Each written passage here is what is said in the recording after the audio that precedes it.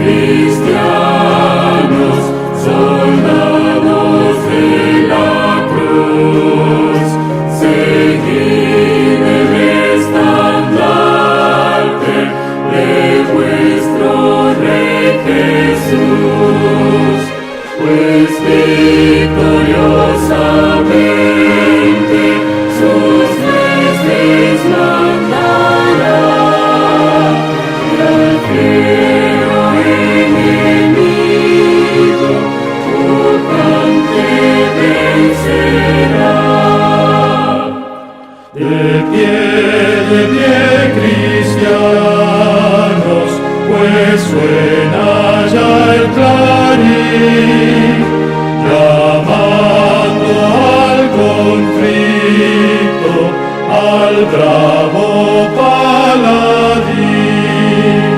Soldados obedientes, henchidos de valor, voltados en la lucha con bríos y vigor. De pie, cristianos, en Dios la fuerza está, el débil brazo humano bien pronto os faltará. Tomando la armadura de Dios con oración, con Él de veros llaman y presto conversión. De pie, cristianos, al fin el galardón. Si hoy la lucha es recia, mañana habrá canción. Quien salga victorioso, corona obtendrá, y con el Rey de Gloria por siempre vivirá.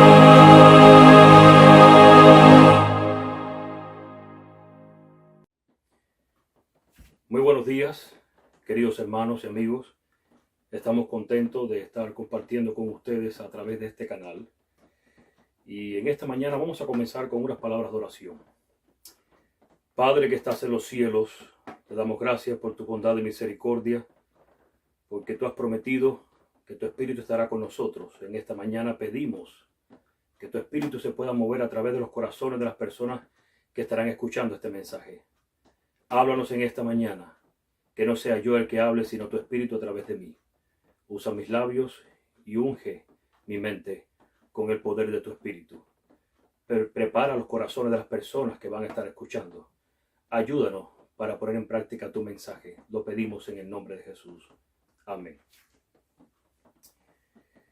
Muy bien. En esta mañana traemos un mensaje que en realidad hemos tenido que dividirlo en dos partes. No da tiempo darlo en uno solo. Vamos a hablar sobre 2 engaños certeros que Satanás ha preparado para este tiempo. En Mateo 24, en el versículo 4, si mal no recuerdo, Mateo 24, versículo 4. Lo primero, cuando los discípulos le hacen la pregunta a Jesús, en el versículo 3, y sentándose él en el monte de los olivos, los discípulos se le acercaron aparte diciendo, dinos, ¿cuándo serán estas cosas? ¿Y qué señal habrá de tu venida y del fin del mundo? Lo primero que Jesús le dice en su respuesta es, versículo 4, respondiendo Jesús les dijo, mirad que nadie os engañe. Así que no vamos a predicar sobre Mateo 24, pero basado en este versículo, les puedo decir, hermanos, que el enemigo está preparando una serie de engaños sobre los cuales no estamos preparados. En esta mañana vamos a basar nuestro tema con el título de Sinagoga de Satanás, dentro de este título general que hemos escogido como 2 engaños certeros para este tiempo. El primero está basado en una visión que tuvo Elena de White por el libro de Daniel, capítulo 7. Vamos a leer Daniel, capítulo 7, versículos 9, 10, 13 y 14. Dice, estuve mirando hasta que fueron puestos unos tronos, y el anciano de días se sentó, cuya vestidura era blanca como la nieve, y el cabello de su cabeza como lana pura. Su trono era como llama de fuego, y sus ruedas como fuego ardiente. Un río de fuego procedía y salía de delante de él, millares de millares le servían, y millones de millones asistían delante de él. El juez se sentó, y los libros fueron abiertos. Versículos 13 y 14. Miraba yo en la visión de la noche, y he aquí en las nubes del cielo uno como el Hijo del Hombre, que venía y llegó hasta el anciano de días, y le hicieron llegar delante de él. Y le fue dado dominio, gloria y reino para que todos los pueblos, naciones y lenguas le sirvieran. Su dominio es dominio eterno, que no pasará, y su reino uno, que no será destruido. Basado en este pasaje, Elena de White tuvo una visión. La visión se encuentra, la tengo más abajo acá, en el libro Primeros Escritos, páginas de las 54 a las 56. Primeros Escritos, páginas de las 54 a las 56. Y leo para ustedes. Vi un trono sobre el cual estaban sentados el Padre y el Hijo.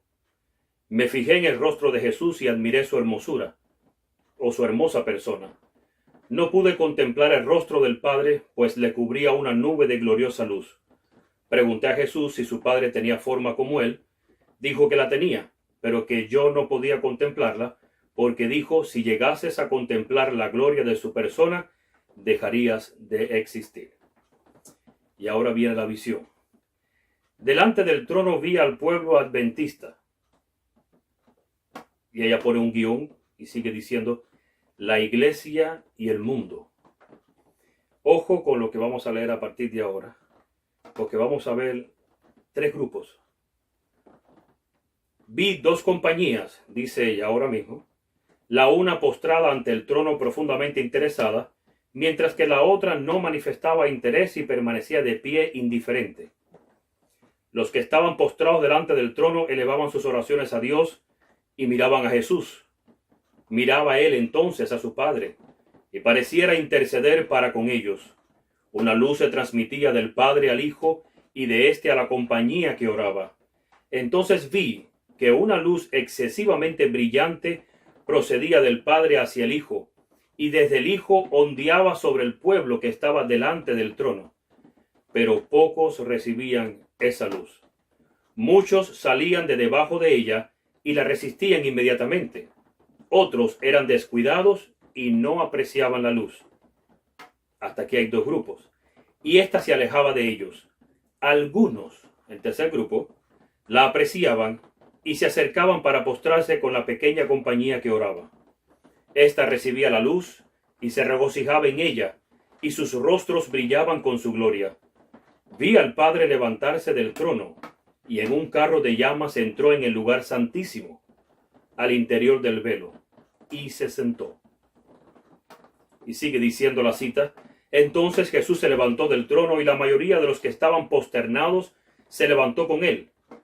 No vi un solo rayo de luz pasar de Jesús a la multitud indiferente, después que él se levantó, y esa multitud fue dejada en perfecta tiniebla.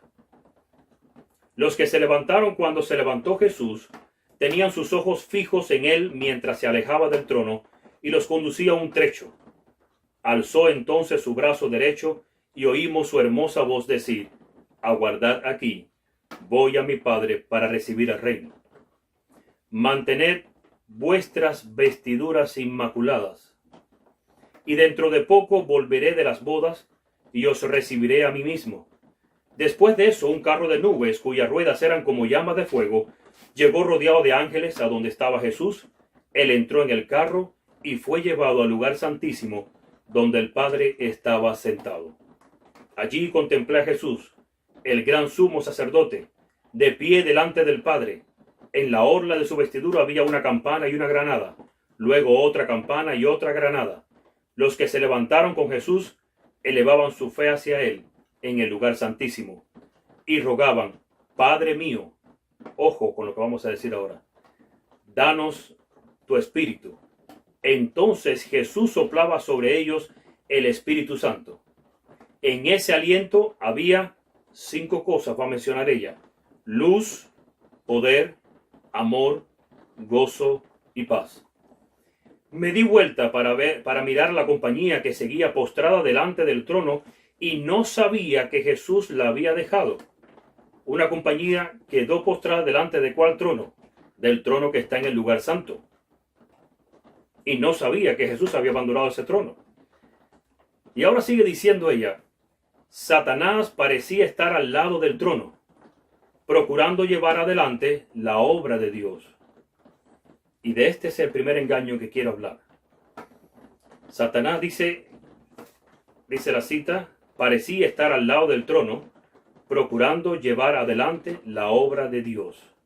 Quiere decir que aquí Satanás está adquiriendo una fase religiosa.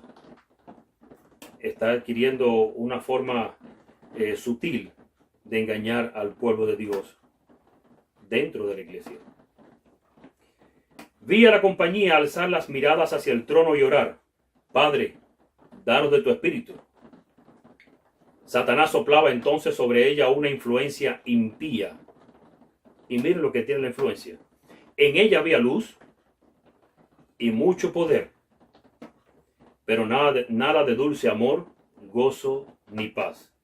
El objeto de Satanás era mantenerla engañada, arrastrarla hacia atrás y seducir a los hijos de Dios. Primeros escritos, páginas de las 54 a las 56. Y vamos a analizar un poco para entender qué tipo de engaño Satanás está usando dentro de la iglesia. Y vamos a usar las 5 características que el pueblo de Dios recibía cuando le pedía a Cristo que soplara sobre ellos su espíritu. Dice que Cristo, cuando soplaba su espíritu, era luz, poder, mucho amor, gozo y paz. Satanás solamente luz, poder, pero no amor, ni gozo, ni paz. Y yo sé que en sus mentes rapidito están pensando la idea: bueno, amor son aquellos hermanos que no sienten compasión por otros. Sí, pero no es exactamente eso. Son los hermanos que no les gusta compartir con los demás. Sí, eso es cierto. Eso es falta de amor. Pero ese no es el amor exactamente que habla la Biblia. ¿Será importante el amor en la Biblia? ¿Para qué sirve el amor? ¿Qué conlleva el amor? ¿Qué significa tener amor en la Biblia? Esto es algo importante, hermanos, porque no entendemos qué significa tener amor en mi corazón. Compartir mi plato con el hambriento, eso es parte de tener amor, eso es compasión. Eso es obra de caridad. Tener amor en la Biblia es algo más profundo que darle un plato de comida a alguien. Es mucho más que ayudar a otra persona. Es mucho más que compartir lo mío con otra persona. Vamos a ver. Hay dos tipos de palabras para amor en la Biblia. Amor como principio. Una es la palabra jiva. La connotación de esta palabra hace hincapié en que el amor debe ser con mucha dedicación, sincero, sin hipocresía, sin interés propio, sin egoísmo, lleno de compasión y de misericordia. Jiva es la palabra que se usa en el mandamiento de amor hacia el prójimo o próximo, como por ejemplo Mateo 22, capítulo 22, versículo 39. Y el segundo semejante, decía Cristo, amarás, o sea, te compadecerás de tu prójimo como a ti mismo. Eso es lo que significa amarás a tu prójimo como a ti mismo, lo que está diciendo, te compadecerás de él. Juan, capítulo 13, versículo 35. En esto conocerán todos que sois mis discípulos, si tuviereis amor, o sea, compasión, misericordia, los unos con los otros. Eso es tener amor hacia tu prójimo, compasión, misericordia, compadecerte. Ahora, la palabra en hebreo para amor que Dios usa para él, o la relación que el hombre debe tener hacia él, es ahava. En realidad significa obediencia, amor por obediencia o amor demostrado por la obediencia. O amor que refleja obediencia. Así que en realidad significa obediencia, amor por obediencia o amor demostrado por la obediencia o amor que refleja obediencia. Esta se usa y se explica en la Shema, que se encuentra en Deuteronomio capítulo 6 versículos de 4 y 5, y que ha sido la oración repetitiva de los hebreos y más tarde de los judíos por muchos tiempos. Deuteronomio 6, 4 y 5 dice: Oye Israel, Jehová vuestro Dios, Jehová uno es. Y amarás a Jehová tu Dios de todo tu corazón. Lo que está diciendo es, y obedecerás, es lo que está diciendo ahí. Y amarás a Jehová tu Dios, o sea, y obedecerás a Jehová tu Dios de todo tu corazón y de toda tu alma y con todas tus fuerzas. Efesios capítulo 4, versículo 15. Sino que siguiendo la verdad en amor, crezcamos en todo en aquel que es la cabeza, esto es Cristo Jesús. ¿Y cómo uno puede hacer siguiendo la verdad en amor? Juan 14, 15. Si me amáis, guardad mis mandamientos. Juan 14, 21. El que tiene mis mandamientos y los guarda, ese es el que me ama. Y el que me ama será amado por mi Padre. Y yo le amaré y me manifestaré a él. Juan 14, 23 y 24. Respondió Jesús y le dijo: el que me ama mi palabra guardará, y mi Padre le amará, y vendremos a él, y haremos morada con él. El que no me ama, no guarda mis palabras, y la palabra que habéis oído no es mía, sino del Padre que me envió. En la visión que Elena de White vio, el pueblo adventista, la iglesia y el mundo, que luego se divide en tres, porque la iglesia se comporta ahora igual que el mundo, se comporta como indiferente. Sin embargo, hay un pequeño remanente, un pequeño grupo, que sí sigue a Cristo del lugar santo al lugar santísimo, y no quita sus ojos de él. La diferencia que hay de ambos grupos es esta falta de amor. En realidad estamos hablando de desobediencia. Cuando Dios habla de amor hacia él en las Escrituras, o se refiere al amor hacia él, él no habla de un afecto, ni de buenas intenciones, ni de ninguna práctica de adoración, ni de sentimiento, porque el amor no es un sentimiento, es una acción, ni habla de obras de caridad. Él está hablando de que el amor es guardar sus mandamientos, porque si guardas sus mandamientos es porque le amas, reconoces su señorío, le respetas y tienes temor de Jehová. Cuando decimos entonces que en esta iglesia hay falta de amor, ¿qué estamos diciendo? Hay hermanos que dicen: me voy de esta iglesia porque hay falta de amor en esta iglesia. En realidad lo que estamos diciendo es que en esta iglesia hay rebeldía, desobediencia, anatema, no hay temor de Dios. ¿Dónde están este tipo de gentes con falta de amor? Hermanos, no están en el mundo. Están en la iglesia. Dentro de la iglesia. Vamos a ir más profundo. Dentro del liderazgo de la iglesia. Y vamos a descubrir algo en esta mañana con relación a qué influencia o cuánta influencia estas personas pueden causar en las personas, en el resto de los miembros que les rodean.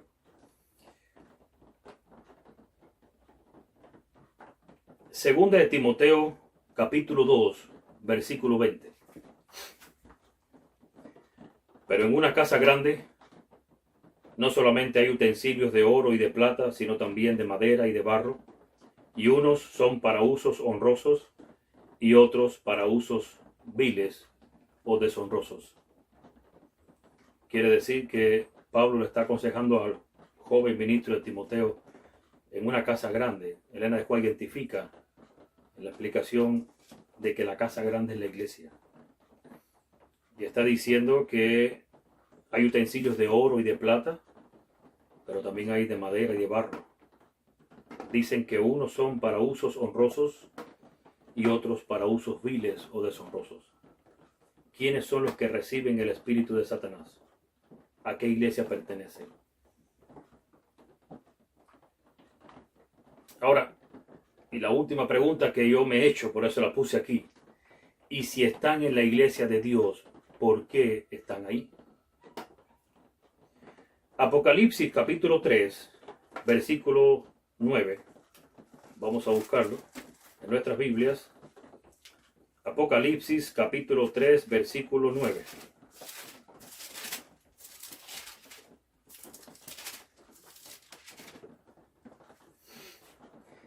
He aquí, dice el Señor, yo entrego de la sinagoga de Satanás a los que se dicen ser judíos y no lo son, sino que mienten. He aquí yo haré que vengan y adoren delante de tus pies y que reconozcan que yo te he amado.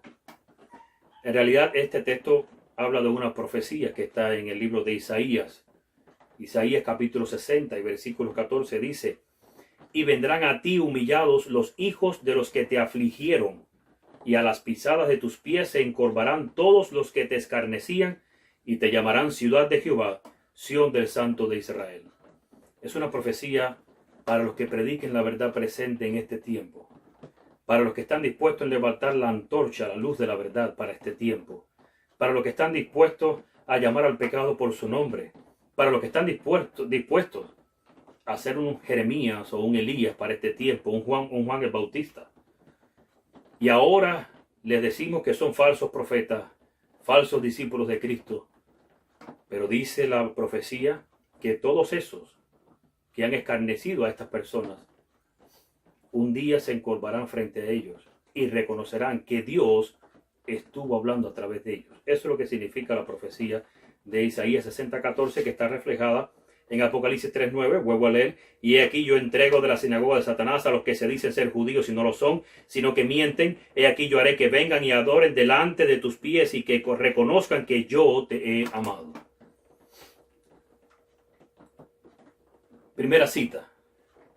Se encuentra en Review and Herald, diciembre 4, año 1900. Review and Herald, diciembre 4, año 1900.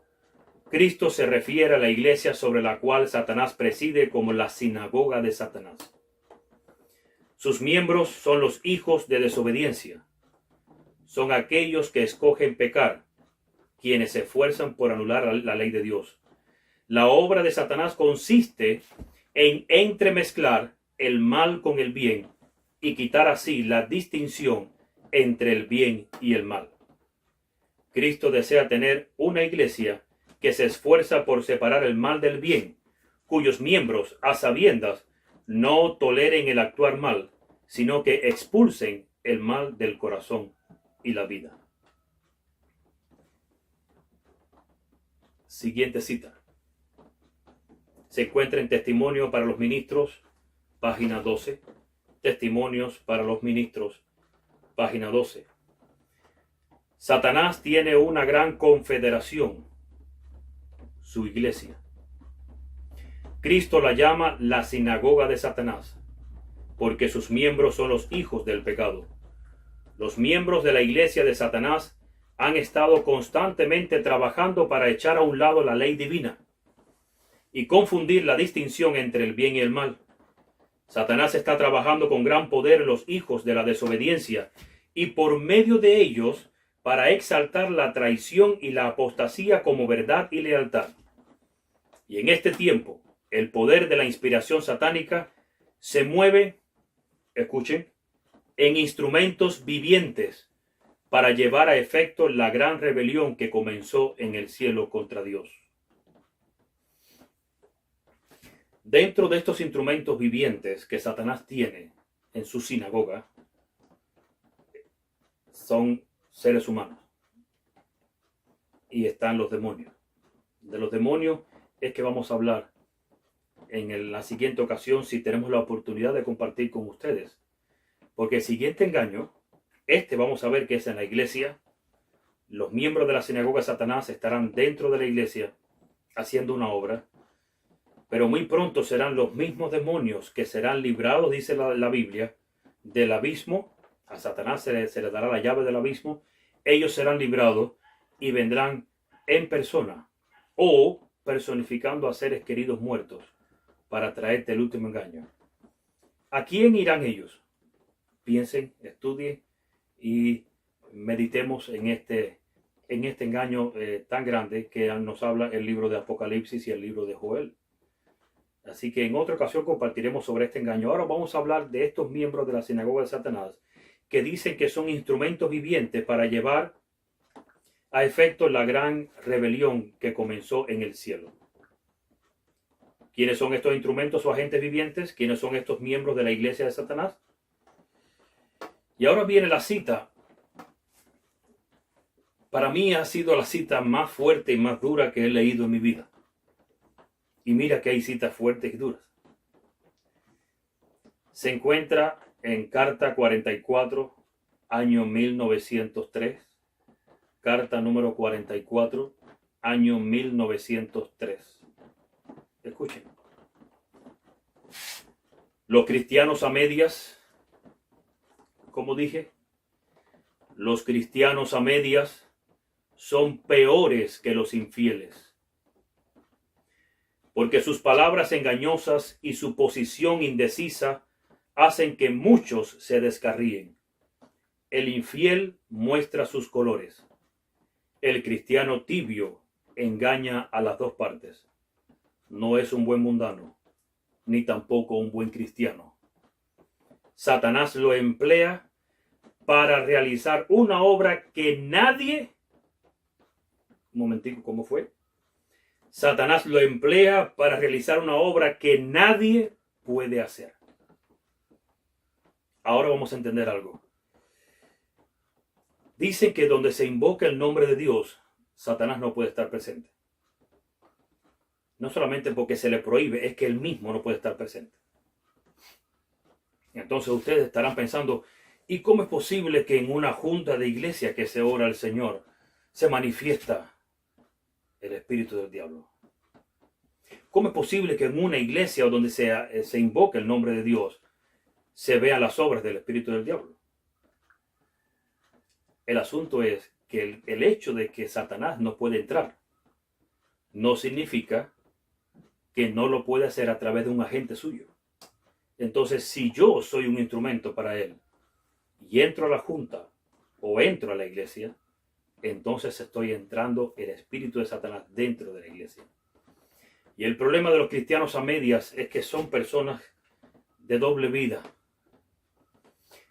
Quiero decirles que son personas que aunque tienen falta de amor porque no obedecen, pero se muestran con muchas obras de caridad. Se muestran muy mansos y humildes. Pero dice Cristo que son lobos vestidos de ovejas. Hablan muy bonito. Te leen la palabra. Hablan mucho sobre el amor. pero en realidad son personas vacías completamente. Siguiente cita se encuentra en la matutina Reflejemos a Jesús, página 57.2. Reflejemos a Jesús, página 57.2, y dice: los cristianos a medias oscurecen la gloria de Dios, interpretan mal la piedad y producen en los hombres falsas ideas de lo que constituye la piedad vital. Otros piensan que ellos también pueden ser cristianos y sin embargo consultar sus propios gustos y hacer provisión para la carne. Sí, estos cristianos a medias pueden hacerlo. En más de un estandarte de profesos cristianos está escrito el lema: usted puede servir a Dios y agradarse a sí mismo. Usted puede servir a Dios y a Mamón. Profesan ser vírgenes prudentes, pero al no tener el aceite de la gracia en sus vasos con sus lámparas, no derraman luz para la gloria de Dios y para salvación de los hombres. Buscan hacer lo que el Redentor del mundo dijo que era imposible hacer. Él declaró: no podéis servir a Dios y a las riquezas.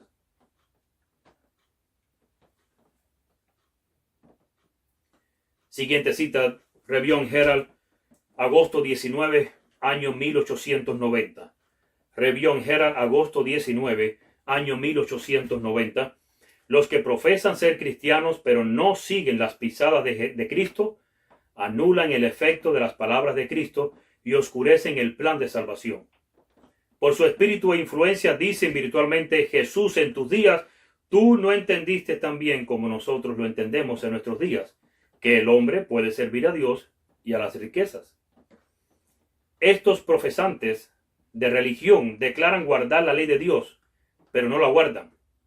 ¿En qué se habría convertido la norma de auténtica humanidad si hubiera sido dejada en las manos del hombre?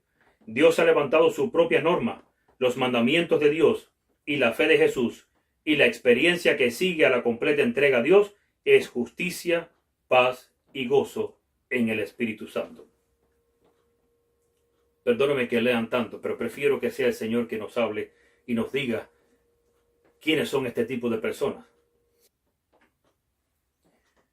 Dice la cita Testimonios para la Iglesia, tomo 5, página 9. La advertencia de que el Hijo de Dios viene pronto en las nubes del cielo se ha convertido para muchos en un cuento. Han dejado de esperar y velar. El espíritu egoísta y mundano que se manifiesta en la vida delata el sentir del corazón. ¿Y cuál es el sentir del corazón de estas personas? Mateo 24:48. Mi Señor se tarda en venir. Algunos están envueltos por una oscuridad tan grande que expresan abiertamente su incredulidad, a pesar de que nuestro Salvador declaró que los tales son siervos infieles y que su parte será con los hipócritas y los incrédulos. Repito, eso fue en Testimonio para la Iglesia, tomo 5, página 9. Otro asunto hay de más importancia aún que debería llamar la atención de las iglesias en el día de hoy. Esta cita se encuentra en el Conflicto de los Siglos, página 45. Conflicto de los Siglos, página 45. Voy a volver a repetir. Otro asunto hay de más importancia aún que debería llamar la atención de las iglesias en el día de hoy. El apóstol Pablo declara que todos los que quieren vivir piamente en Cristo Jesús padecerán persecución. Segunda de Timoteo, capítulo 3, versículo 12. ¿Por qué entonces parece adormecida la persecución en nuestros días? Dice ella. El único motivo es que la iglesia se ha conformado a las reglas del mundo y por lo tanto no despierta oposición. ¿Qué clase de cristiano soy en mi trabajo? ¿Luzco igual a los demás o diferente a los demás? No he dicho que si luces superior o inferior, porque no somos superior a nadie. Pero sí debes lucir diferente a los demás. La religión que se profesa hoy no tiene el carácter puro y santo que distinguiera a la fe cristiana en los días de Cristo y sus apóstoles. Si el cristianismo es aparentemente tan popular en el mundo, ello se debe tan solo al espíritu de transigencia con el pecado, a que las grandes verdades de la palabra de Dios son miradas con indiferencia y a la poca piedad vital que hay en la iglesia. Y dice ella, revivan la fe y el poder de la iglesia primitiva, y el espíritu de persecución revivirá también, y el fuego de la persecución volverá a encenderse. Conflicto de los Siglos, página 45.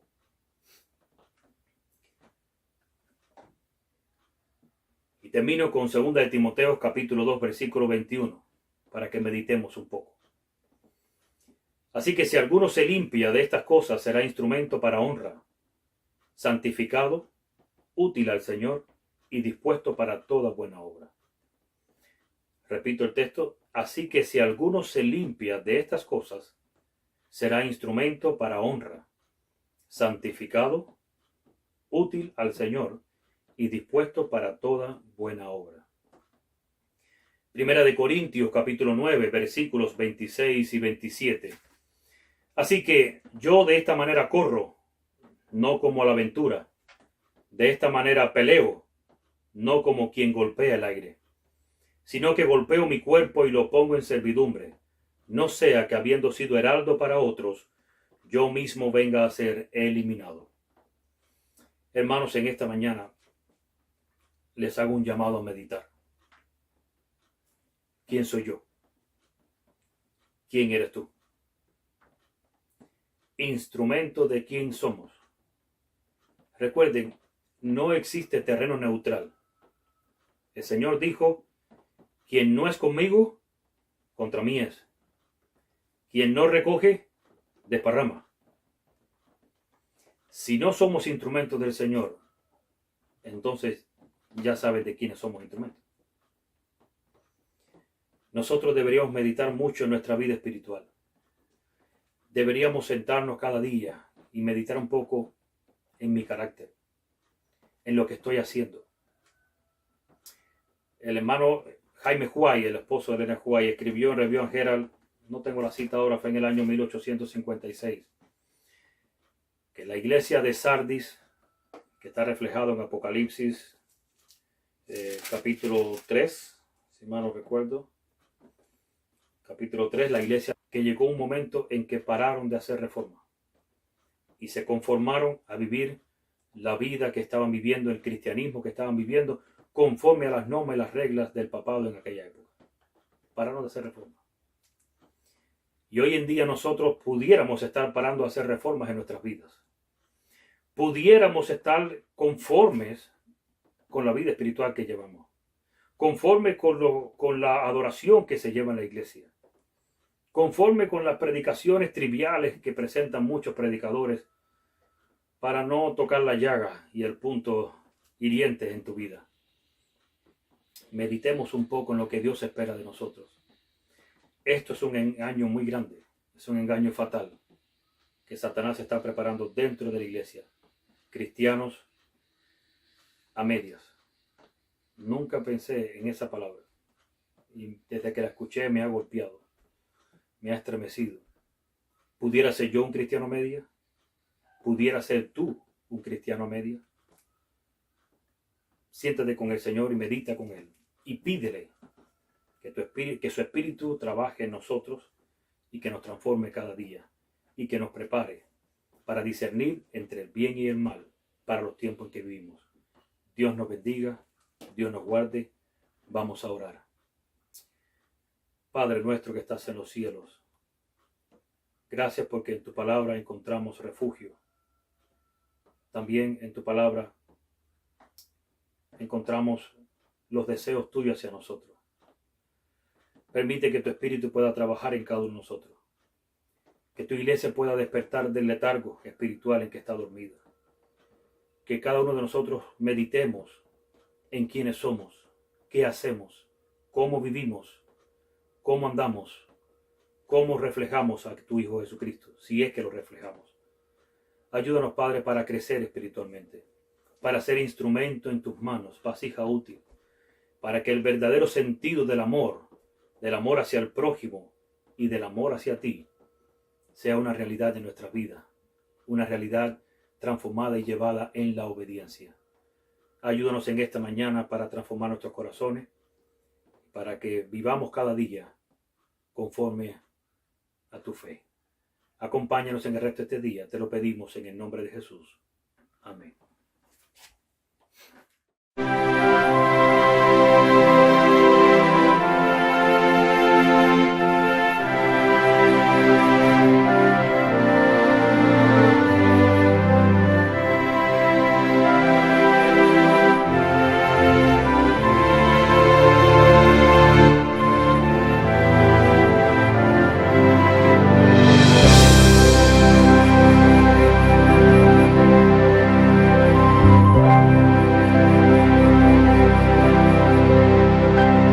Contendamos siempre por nuestra fe, aunque ruja el mundo en derredor, nunca el tentador nos podrá vencer, pues nos librará el Señor.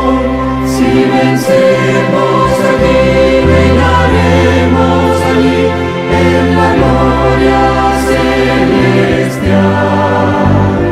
Si llevamos la cruz por amor de Jesús, la corona Él nos dará.